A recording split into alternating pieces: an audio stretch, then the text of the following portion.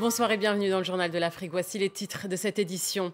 Nouvelle prestation de serment pour Idriss Déby. Le président tchadien entame officiellement son 5e mandat.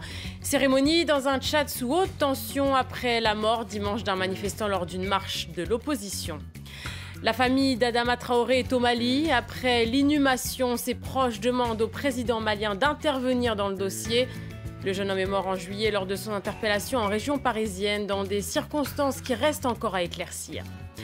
L'Iran s'intéresse à l'Afrique. Le pays pense à ses futurs investissements depuis l'allègement des sanctions par les États-Unis. Reportage au Kenya dans ce journal.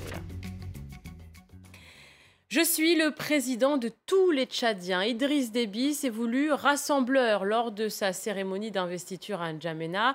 Il entame son 5e mandat, élu au premier tour lors de la présidentielle d'avril dernier.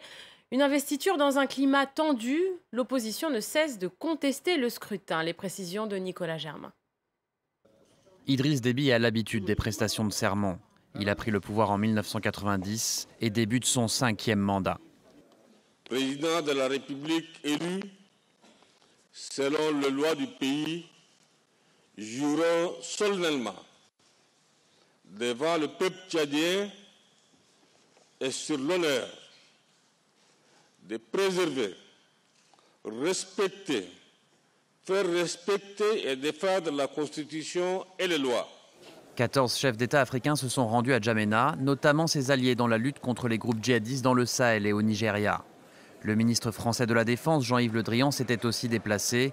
Une présence critiquée par l'opposition qui évoque un régime dictatorial.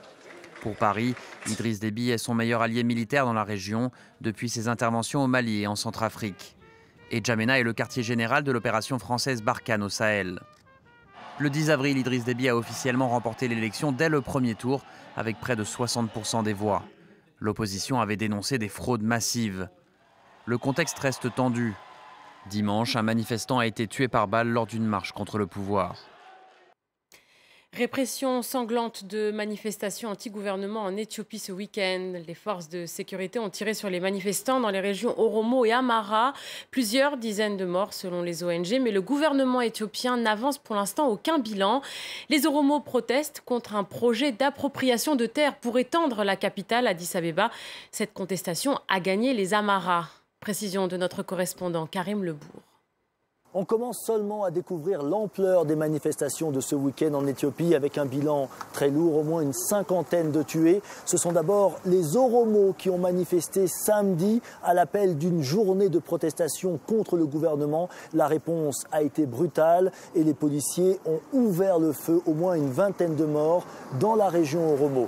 Ces manifestations ont pour la première fois gagné la capitale Addis-Abeba où une centaine de manifestants ont été rapidement dispersés et arrêtés par la police. Et dimanche, ces manifestations se sont étendues à la région Amara dans le nord, notamment dans la ville de Bahir-Dar, où des milliers de personnes ont manifesté. Là encore, on dénombre des victimes dans des heurts entre manifestants et policiers. La réponse du gouvernement éthiopien à cette vague de manifestations a été de purement et simplement couper l'Internet et les communications téléphoniques pendant 48 heures. Amara et Oromo manifestent depuis maintenant plusieurs mois pour des raisons très diverses, mais qui ont en commun de dénoncer la chape de plomb du parti au pouvoir depuis 25 ans en Éthiopie. L'affaire Adama Traoré défraie la chronique en France et maintenant au Mali. Adama Traoré, c'est ce jeune franco-malien mort lors de son interpellation le 19 juillet dans le Val d'Oise, dans des circonstances qui demeurent encore floues.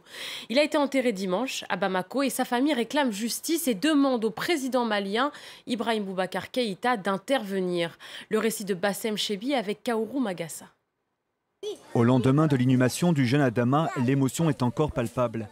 Réunie dans la maison familiale de Kalabankoro, au sud de Bamako, sa famille poursuit son combat pour que justice soit faite. Les 2 autopsies faites en France n'ont pas permis de déterminer les circonstances exactes de la mort du jeune homme. Le procureur de Pontoise a d'abord évoqué un malaise, puis une infection grave, mais sans jamais parler d'asphyxie. Pour la famille, les zones d'ombre se multiplient. Ils dénoncent un manque de soutien des autorités maliennes dans cette affaire et attendent que le président Ibrahim Boubacar Keïta sorte de son silence. Le Mali, aujourd'hui, nous on pensait quand même avoir un soutien de leur part, un positionnement, ne serait-ce qu'un positionnement politique qui demande des comptes sur la mort et les conditions de la mort de mon frère Traoré Adama aux autorités françaises. Moi, je veux maintenant que la justice soit faite. Les gendarmes, là, ils ne sont pas niés, ils ont tout dit.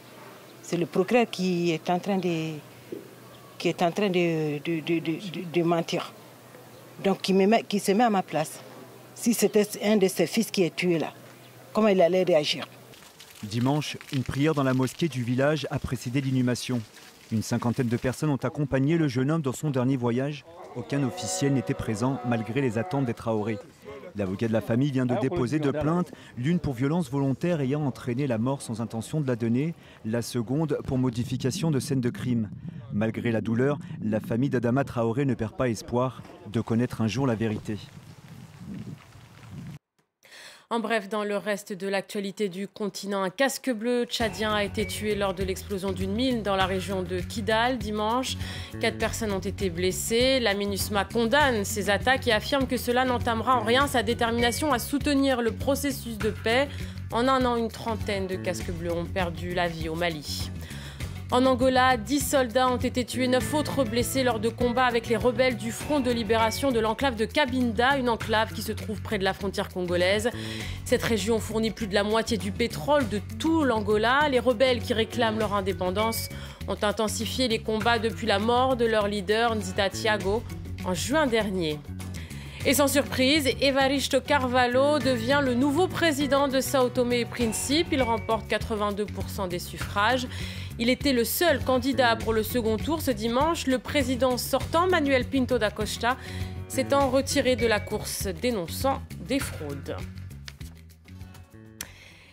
Sur le continent, après la Chine, qui investit massivement, concurrençant même Europe et États-Unis, il faudra désormais compter sur l'Iran.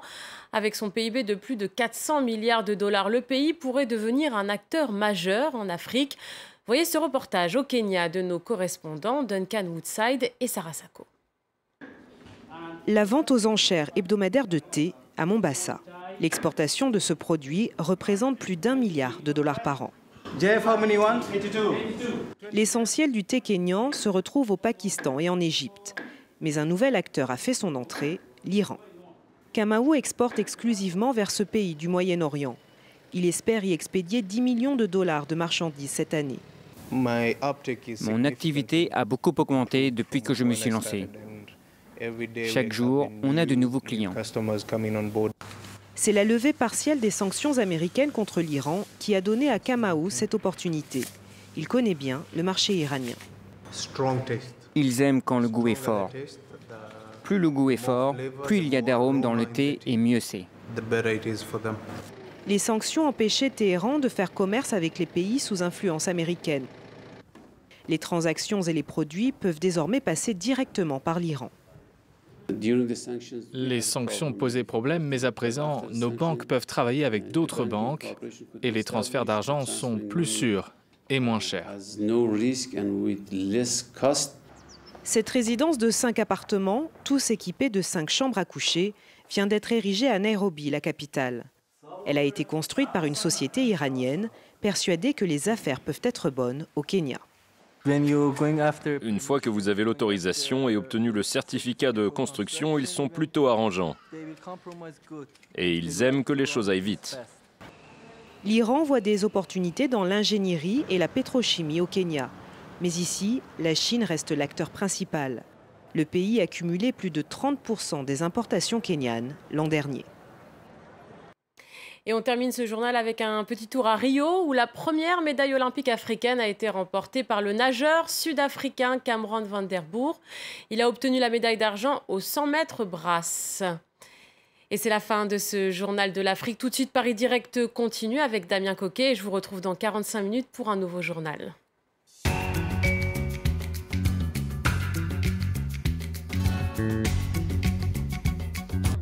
Reporter, le doc. L'Érythrée, petit état de la Corne de l'Afrique. un des pays les plus pauvres du monde et aussi l'un des plus fermés, parfois surnommé la Corée du Nord du continent. On est des journalistes français, on fait un reportage sur l'Érythrée. On peut vous poser des questions? Actuellement, nous n'avons qu'une télévision, ERI-TV, qui appartient au gouvernement. Pourquoi une seule télévision? À quoi ressemble la nation la plus secrète d'Afrique? Pourquoi tant d'Érythréens fuient-ils pour essayer de s'installer en Europe? Pourquoi le service national peut durer plus de 10 ans? Si l'Éthiopie nous attaque demain, que fait-on? C'est pour cela que tous ceux qui font le service national ont des obligations. Ils seront rappelés. Les gens s'échappent parce qu'ils sont pris à la gorge. Ils étouffent. Reporter, le doc, à voir sur France 24 et sur France24.com.